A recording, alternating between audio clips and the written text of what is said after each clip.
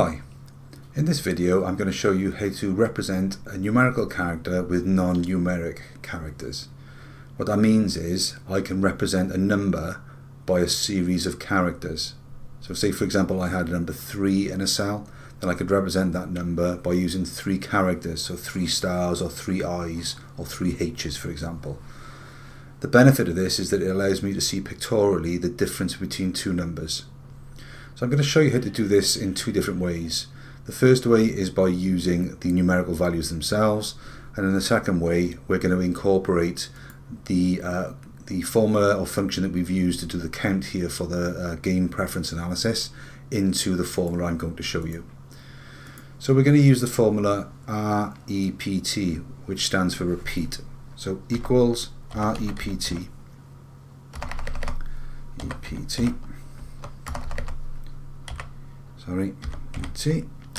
Open a bracket. Okay, so the first thing it's asking, what text do I want to use to represent my number? So a text value is a string, so it's important that you enclose it in speech marks. So I'm going to use stars. So I'm going to use the star character, comma, and then it's asking me how many times do I want to repeat that star. Well, at the moment I'm going to be using these 2 values, so I'm going to use this value, 64. Then I'm going to close the bracket and then I'm going to press enter, and you can see there that it's put 64 stars in my spreadsheet. So if we do the same thing here, equals REPT, open a bracket. Again, the text I want to use is a star to keep it standardized, and this time I'm going to use the 36 instead.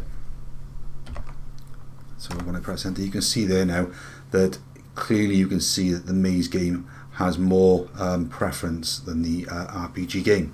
So that's a pretty straightforward formula or function. But what I'm going to do is to incorporate the function that we've used here. So remember that we've used the named range of preference, and I'm using K4 because that is where my the title for my maze game is. So let's try it this way then. So equals REPT, open a bracket.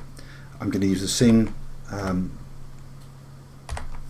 text, and then this time after my comma I'm actually going to write my count if statement. So I'm going to do count if, open a bracket, the range is preference,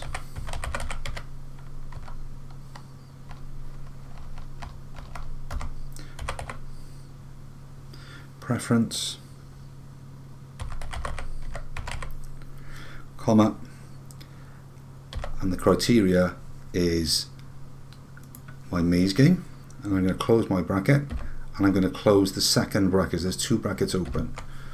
Okay, and then I'm going to press enter, and you can see there that has now put the 64 in, and then I'm going to just drag this formula down to do that one as well.